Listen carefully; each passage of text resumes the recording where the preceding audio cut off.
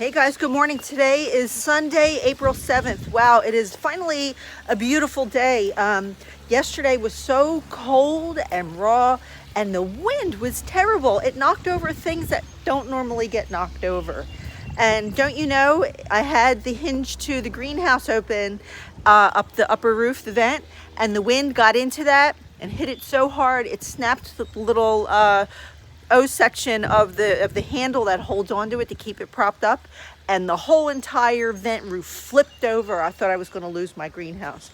So we were trying to deal with that, and the realization that all of my tomatoes have gotten to a point where they were screaming, and I've just been so busy that I didn't realize just how root bound things got. So today, while I'm potting up my tomatoes, I want to show you what they look like, and I want to show you about the risks of allowing your tomato seedlings to become root bound in their little tiny cells. So let's get started with that.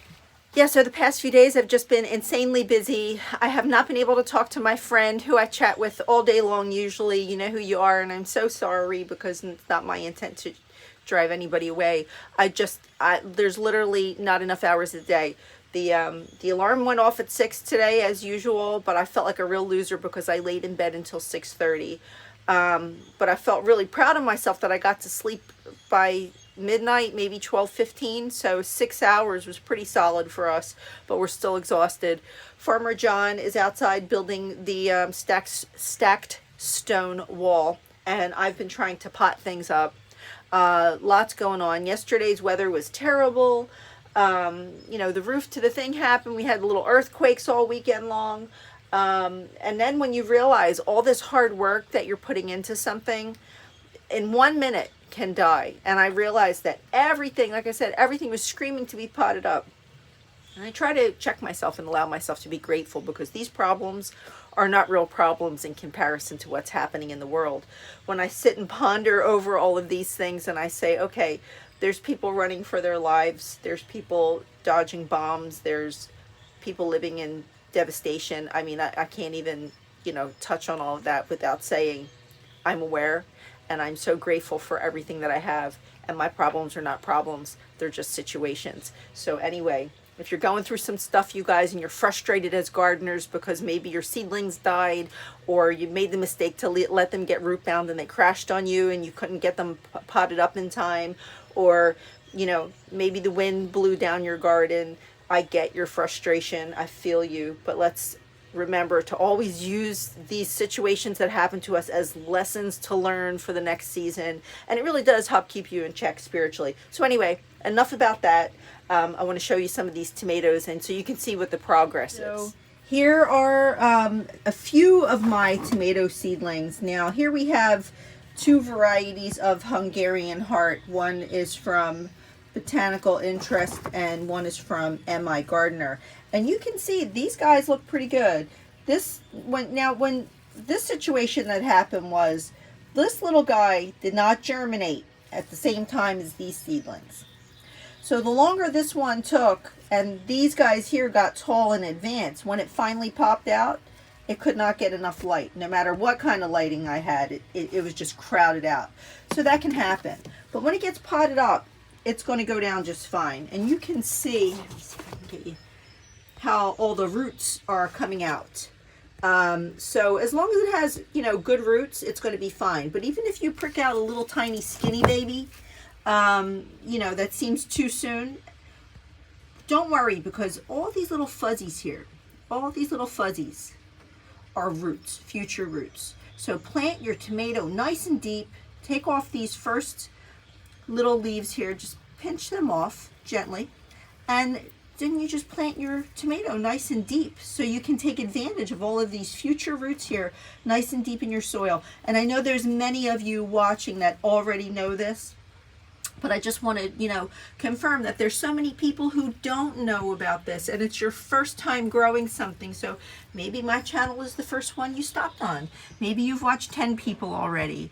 But there's always an opportunity to learn. So hopefully we can all just keep encouraging each other and invite everybody into the community to, continue to wonder and continue to ask questions and not feel intimidated, because so many people say, I feel so stupid asking this, but does this look normal?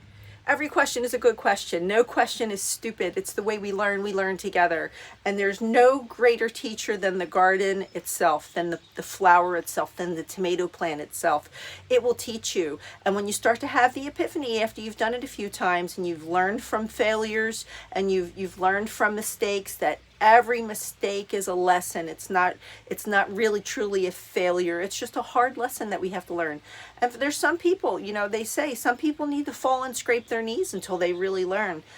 Some take longer to have the epiphany that there is a different, you know, an easier way to learn. But just pay attention to what you have. Don't let it intimidate you. Don't let it stop you. You have to start somewhere. So in speaking to the folks who are new at this, and like I said, maybe our channel is the first one you stopped on, and if that's the case, thank you. Thank you for stopping here. Thank you for trusting us here in our backyard garden with your future garden. When is time to pot up? Now is time to pot up. If your tomatoes look like this and you can see roots sticking out of the bottom, it is definitely time to pot up. If you're doing one tomato seed per little grow cell, it kind of makes it easier. Some people will take a bigger cup, like a little solo cup over there, fill it with soil and put like 20 seeds in there and then just pull them out when they're real skinny and up pot. But there's the potential you'll have to go through a series of 3 up pots with that. So these are the very first leaves that formed on the tomato plant when it first came up. And then as it grows its canopy, it grows from the top. So when a tomato plant has a set of true leaves, you can pot it up. Now, you know, there's going to be an obvious time when you shouldn't mess with it while it's just germinating. And you'll see that's when it just comes out of the soil and it doesn't have a root ball yet. So it doesn't have anything to hold on to. You really need to leave it alone at that point. But if you see extra leaves coming up and you've got little fuzzies on your stem, it's a good time for you to pot up. I think another question that a lot of new people wonder about and ask this question is, should I fertilize my seed when I'm waiting for it to become a seedling? And the answer is no. You have to allow the seed in a good, well-balanced, well-drained soil, potting soil mixed with good like perlite and even some peat moss. You want it to have good drainage because you don't want a seed to become too saturated, and you have to find the fine balance of not allowing it to dry out either. So things like perlite and peat moss help soil to be balanced and drained. Once the seed develops roots and becomes an actual little plant, that's when you're going to start to think about fertilizing, because you can burn a seed and it just doesn't need that fertilization. When it's a true plant is when it needs your fertilizers. Like blood meal promotes green leaves and a thicker stem. Bone meal promotes the actual fruit or the flower to form. Worm castings offer all sorts of nutrients as well as a good, well-balanced, slow-release fertilizer. Some people prefer liquid fertilizer, which is just fine too. But if you're not in a place where you can afford to buy all of these things, but you still want to try to grow a seed, at least try to grow the seed even if you don't have the fertilizers. But I've learned in my experience that once you pot up and you get these little seedlings, like these guys in these cups here, they were not fertilized yet. But once they grow up into, and this is a flower, but I'm just saying, for example, once you get to here and you've got a root base that you're trying to grow, you can give it fertilizer safely. So I like to mix in at this point a slow release fertilizer, blood meal, bone meal, and worm castings, and a little bit of a powdered Tums antacid for calcium, because calcium is critical for the formation of the plant overall. And this is what I've learned, and this is what I do, and this is what's working for me. So I do my little mix, I get my plant in, and by giving these plants these nutrients, they will be demanding to be up potted again. Now I've planted later this year, so I don't get to the point where I have giant jungles of plants that need to be up potted 2 and 3 times. So when you learn how to feed them properly, after their first up potting, you can start to sow your seeds a little bit later in the year and still have them ready by the time the season is safe and you're past any chance of frost to get them into the ground, and they will grow rapidly. So don't worry about planting too late, within reason, of course. So I have a friend that I grow our large slicing tomatoes for that I share. Last year I shared numerous tomatoes with a few people. And this year I grew less, so I didn't grow any cherry, and I had no grape tomatoes this year because they were too much work. But I am sharing one of my tomato plants, so I have it marked off with what it is. Instead of using my good bootstrap farmer cups that are new to me this year, I am greedy. I am not sharing my bootstrap cups, and if I get more, I will keep them all to myself. If I'm going to share, I'm going to do it with a cup that I've used many, many, many times. There's a video going around right now where a creator has had to defend themselves over using these plastic cups, and it's not really fair. We have to use something. We have to get started with something. We need a vessel. And I can see someone being angry about microplastics going into the ground and using it once, one and done. You use it once and crumble it up and throw it away. I've been using these guys for 4 years now. We recycle every way we can. And these cups are not cracked in any way. So you can just stack them up and you get your garden supplies and you keep them. It's never good. I'm not promoting introducing microplastics into the environment, but we have to learn to grow. We have to learn somehow. And the price that we pay for doing nothing is greater than the price we're paying for getting a plastic cup and holding on to it for a long time. So we do promote responsibility, and we ask everyone, if you're using plastic products, to please hold on to them, recycle them, and keep them for reuse in the future years, because you don't have to squeeze them and crumble them. You can, if you need to give this a little bit of a squeeze to get your plant out, it won't break. I mean, if you squeeze it like a nut and you're putting all your strength into it, it's going to break and it's going to go to waste. But it doesn't have to go to waste. So let's be kind to each other, you guys. And remember that as gardeners, we're trying to encourage everyone. And let's not condemn or, call each other names. Let's just be gardeners together, and we can all just learn together. I just stepped away because Farmer John came and got me, because we're working on this stacked wall, like I was saying, and I realized that a couple more tulips opened, and I have to show you, because not only do I have attention deficit, but this is something worth stopping for. Now all the tulips are starting to come up down this little row and over here as well. They're just so incredibly gorgeous. I mean, this is not perfect. We're still under construction, for those of you who don't know. But look at this tulip. Oh my gosh. Wow. Oh my gosh, it's so satisfying and beautiful. Oh, incredible. It's got some light striation on it. Look at the pink ones. I'm so sorry for you guys who are unable to grow tulips because of pests or just your climate. Maybe you're too wet or too dry. Groundhogs or squirrels keep ripping them up. Maybe there's some place where you can go to see tulips, at least, just so you can enjoy. They're like, spring is here. So I mean, we wait all year to see these beautiful flowers, and I'm hoping they come back. Last year's tulips did not come back, but I'm really hoping. I'm hoping that all of these tulips will come back. Okay, back to work. Look at the beautiful sky today, you guys. Really encouraging. Got a lot of progress happening out here, and I have to pay attention to my little tomato baby, so I'm going to start getting these guys into cups. So now I want to show you, for those of you who have never seen this before, what it looks like when you pull a mature tomato out of one of these little cells. And now this tomato is nice and wet, okay, because I just watered them last night. But you see these roots all over them? Sometimes a tomato can get totally wrapped around, and when you see such a tight mesh of roots, it doesn't matter how much water you give it. It's root bound and it's going to dry out and your plant will die.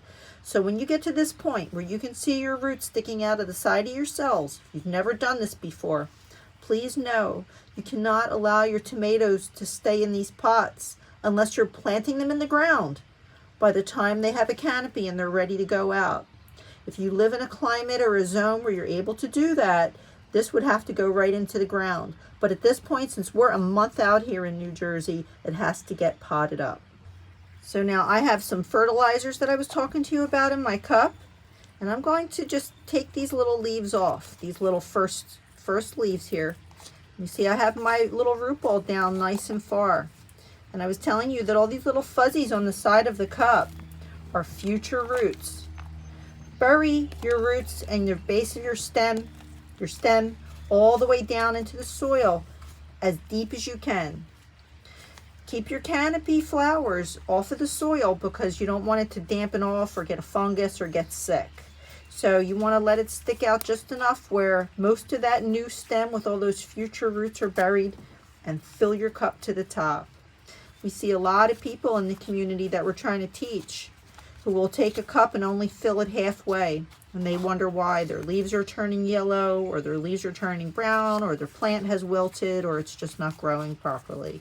With a tomato and the fact that all of these fuzzies are future roots, you can go ahead and plant it nice and deep, and by the time this is ready to go outside, this entire cup will be filled with roots. And a good quality cup like this, if you can afford it and it's in your budget, allows you to take up water from several places and do a little bit of air pruning at the same time. So that's how you pot up a tomato. So I have a little plant in from one of these cells. It's a Hungarian oxheart, the pink oxheart from M.I. Gardner. I don't know if one of the extra seeds popped off or maybe two seeds were connected and I didn't realize it, but one cell has 2 tomatoes.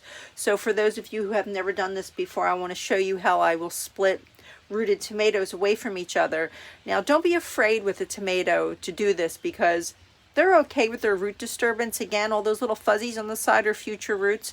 So as long as you don't really just rip at it or sever the root stem, the root away from the stem, you'll be fine.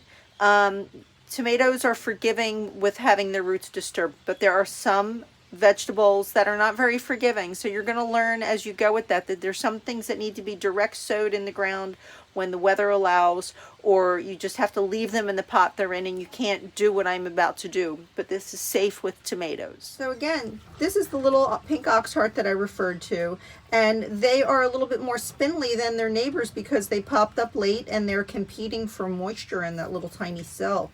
So I want you to look at these nice roots that it has. So I just basically go down and find the crotch between the 2 plants, and I just tickle them away from each other. And it's nothing forceful, just give it a little nudge. And look, now what you thought was 1 plant is now 2. So you want to separate them, and if you have too many, you can share one with a friend like I'm doing today. Now this is my first year buying tomato seeds from, no, you know what, it's not my first year buying tomato seeds from M.I. Gardner. I correct myself, but it's the first time that I got these varieties from M.I. Gardner. The coveted giant crimson, which so many people are saying that is wonderful. I planted 3 seeds and I got 2 to germinate, but they do look very healthy, and I'm about to take one of them out now so you can see how it's doing. The Castelluto Genovese, however, again from M.I. Gardner, did not germinate at all, and I really, really wanted this tomato. So I might try again now that it's warmer. Maybe it needs a warmer environment, so I might try again. It's really not too late. Okay, so with these little bootstrap cells, I really feel they're superior, but I just want you to know if you can't afford these types of supplies, like I said earlier about the solo cups or the dupe from Costco, it really is okay. Just get yourself a cup with a hole in the bottom, anything that will promote you to or help you to grow. So here's what the root ball looks like on the giant crimson, and this is a beautiful healthy stem. None of these tomatoes were leggy this year at all because I had the new grow lights. I had good supplies to get them started in. So these are really beautiful, very healthy tomato seedlings that are not over fertilized. Sometimes you'll see these mutant tomatoes. I've talked about this in the past where you get them from the big box stores and the stems are so thick and dark green. I keep asking myself now, as an experienced gardener, what on earth are they feeding these seedlings to get them so thick and dense? And you know, now I'm learning what to give them gently. I will tell you that with today being April 7th, I will note the date again when I show you an update for these seedlings, but I can tell you that they're going to be thicker stems, much darker canopies, and these guys are probably going to throw fruit very, very early this year. I also want to just point out, this video is in no way, or any of our videos, they're not sponsored by anyone. We buy all of these things with our own money, as well as this bootstrap farmer supply kit, and I'll I'll post the link for you. And we're talking about it because we feel that it's useful for those of you who have something like this in your budget. This was not cheap. These 10, 20 trays and these little inserts for the larger potting cups, this is not cheap. This is the kind of stuff you keep for years and years and years. But I wanted to show you the benefit of having a setup where the square fits into an insert like this and the bottom actually touches the watering channel, so you can bottom water for something like this versus this. This is what I keep talking about with the solo cups. The lip gets caught, it raises up the base of the cup and it can't uptake the water. So you can be trying to bottom water, but it's never getting a drink because it's not sitting flat. Something like this ensures that your plants are getting even watering. Now, if this isn't in your budget right now, maybe you can put away $1 a week.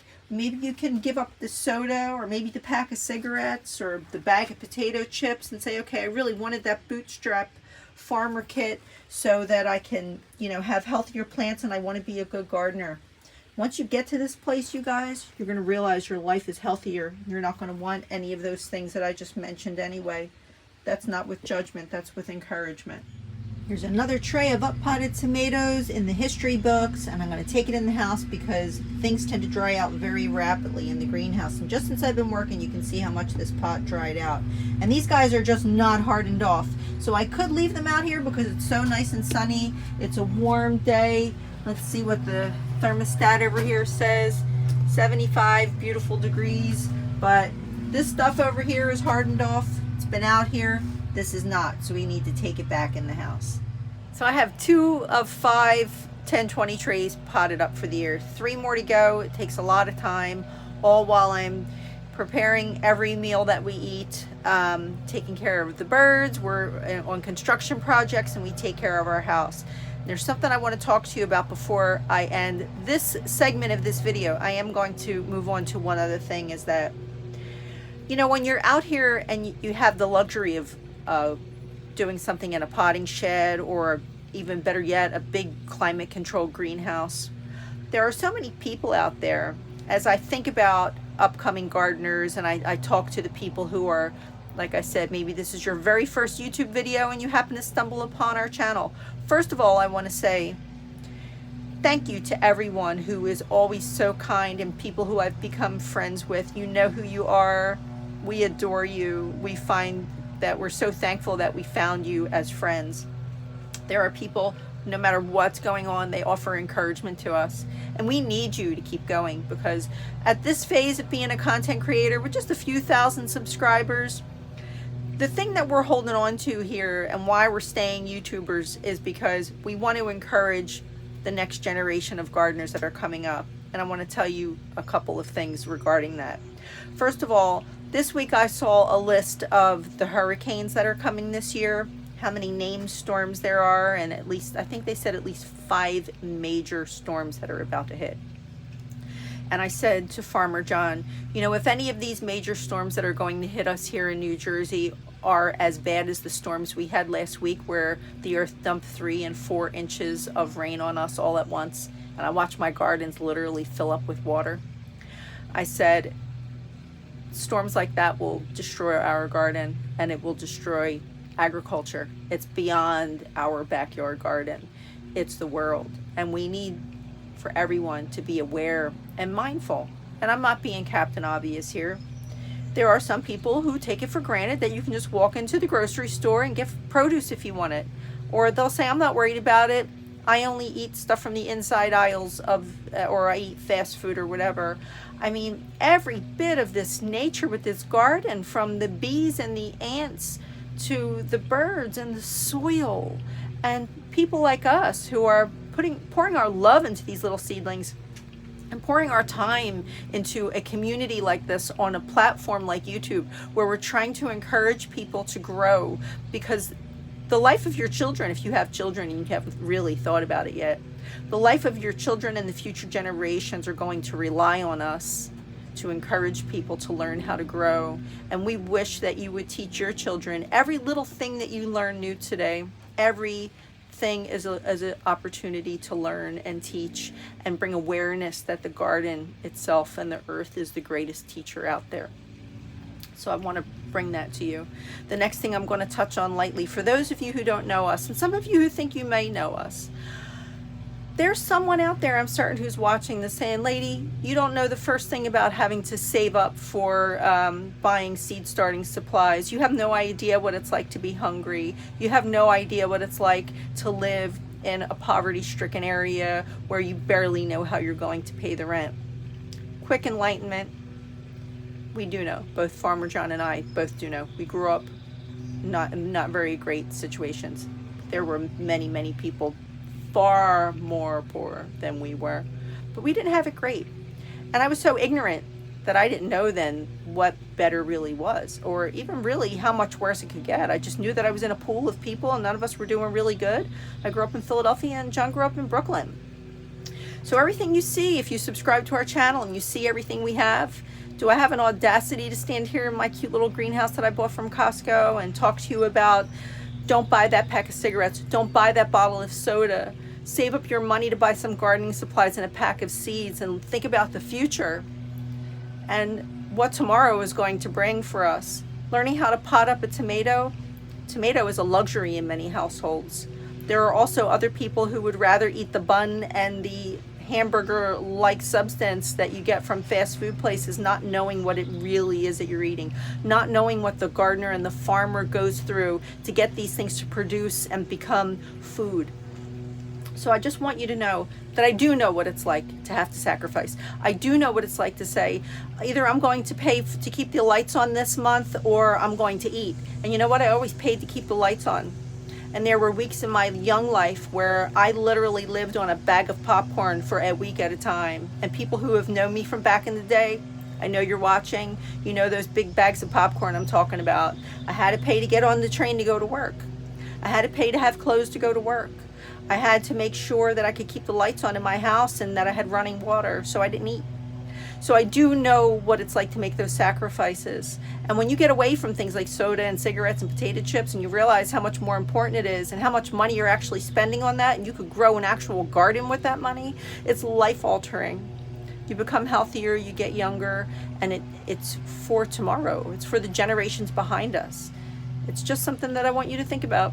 For us here, our mission with this channel is not to stand here, and I often joke about the people who say they're making videos, say 5 things you need to do and here's how to get the biggest bounty and all this. We're not into shock and awe. This is a real greenhouse. This is a real garden. This is real dirt under my fingernails. We're not getting any younger here. We do so many DIY projects, and we are allowing ourselves to enjoy the luxury of multiple varieties of tomatoes. I still pinch pennies to this day, even though it looks like we live in a big yard, big house with a big yard. We do. We're grateful. I still pinch pennies. I still sacrifice years of no pizza on Fridays. We haven't had a vacation in 19 years for many reasons. But I always live in the place of being that little girl where my dad would say to me, how are you going to pay for that? You're going to have to get a job. Well, how much is that going to cost? What else, what else are you going to have to give up to pay for that? So that early grooming for me stayed with me for my life, and it's never too late to learn something new. So let's go for a walk, and I want to show you a couple of things that are really beautiful that will encourage you to want to pour your money into the earth instead of pouring it into big corporations that are trying to sell you things that are bad for you. Let's go look at some flowers and talk to Farmer John real quick. All right, everybody, we're going down the lane of encouragement now. Look at this. Look at this. Can you look at this and just enjoy the glory of what it takes for the earth to produce something like this? We have tulips and anemone, more beautiful tulips and hyacinths in the background. I've got sweet peas that are coming up, and hopefully they're going to be just as fragrant as I hear they will be. Last year's snapdragons that held on because the earth wanted them here. Look at the beautiful anemone. And the thing that's so wonderful about having flowers this early in the year is that the bees wake up and they need something to eat. So planting flowers is critical. And you take it and put it away in the fall, and you pack it into the soil for safekeeping, and then everything wakes up at the same time, and the bees have something to eat.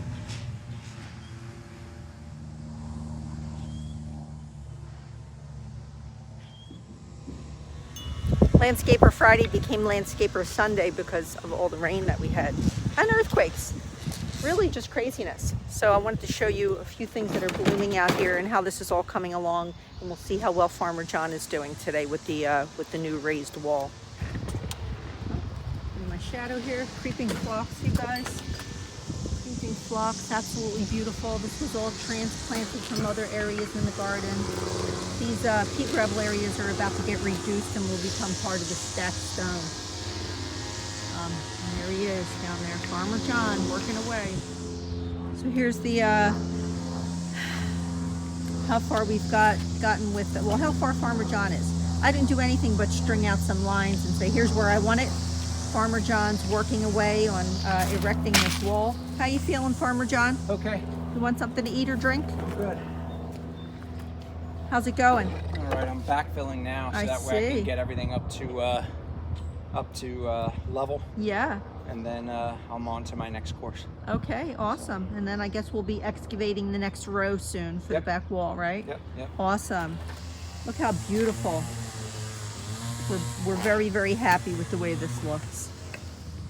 Talking about microplastics and saving things, you know how many times, these aren't even our kitty litter containers. We rescued these from a dumpster. And any kind of container that we can use like this has been used for years, over and over again. It helps us to haul our own stone with our own labor, and it's one less truck on the road, it's one less delivery charge we pay, and we're paying bulk rate for that. So consider saving your buckets. Here's more phlox that we planted. I love the way the phlox hangs over the boulders here at our front walkway. Oh, the hostas are coming up, you guys. Now I wanted to show you, these are the daffodils from Costco. And you know, the sad thing about it is people that walk by, instead of just saying how beautiful they are, they allow their dog to piss on them. That really upsets me. Really, really upsets me. Anyway, again, I will try to avoid going off on that tangent while I show you this beautiful daffodil. Look at that color. Again, that's a Costco Longfield Gardens daffodil. I really love this one. Seems like the front of our house is under constant construction with one thing or another. This is a big, very laborious project here. Here's our new roof in the sunshine, you guys. Well worth it. Talk about an expense. Talk about no pizza on Friday for that. That was a ticket, okay? I'll tell you that. All right, here we go. Look, you guys, last year's lupins coming up with these beautiful rosettes. They're getting bigger every day. Don't be discouraged by flowers that say they take a full year to grow, and that, you know, it's like, oh, I want these flowers this year. But you know what? Just get them started. It'll take a year for you to see flowers. These are the Texas bluebonnets. I got one flower out of them, but it's okay because I'm pretty sure I'm going to have flowers this year. So just remember, the garden also will teach you patience.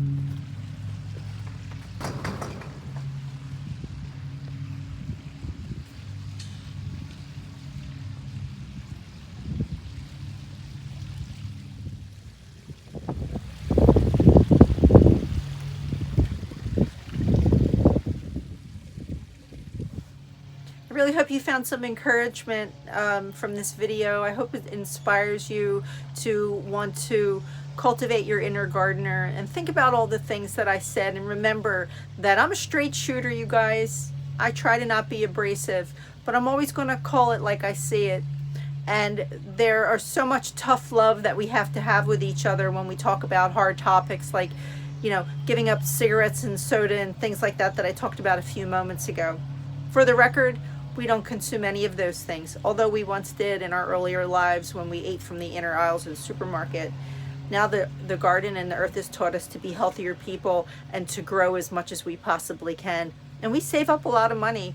And you know, when you quit smoking and soda, you can actually save up enough money to take a vacation, no joke. So anyway, you guys, I won't be taking a vacation today, tomorrow, or probably even next year. I'm just living in the gratitude of having this wonderful garden and having dirty nails. Even though a swim in the blue ocean might be a beautiful thing, I doubt that it's going to happen anytime soon, but I'm still grateful for absolutely every single thing I have, including you guys who stay with us and watch every single video from beginning to end, because time is the most precious gift When you give someone your time, and you sit with them and you encourage them, and you are interested in them, and you care. You tune in because it's like, I care about our backyard garden, Farmer John and Leigh. I want to see how they're doing. How did you make out with the earthquake, or with the storm, with the rain? It means the world to us that we now have a wonderful group of people who actually care about us, and we want you to know we care about you too.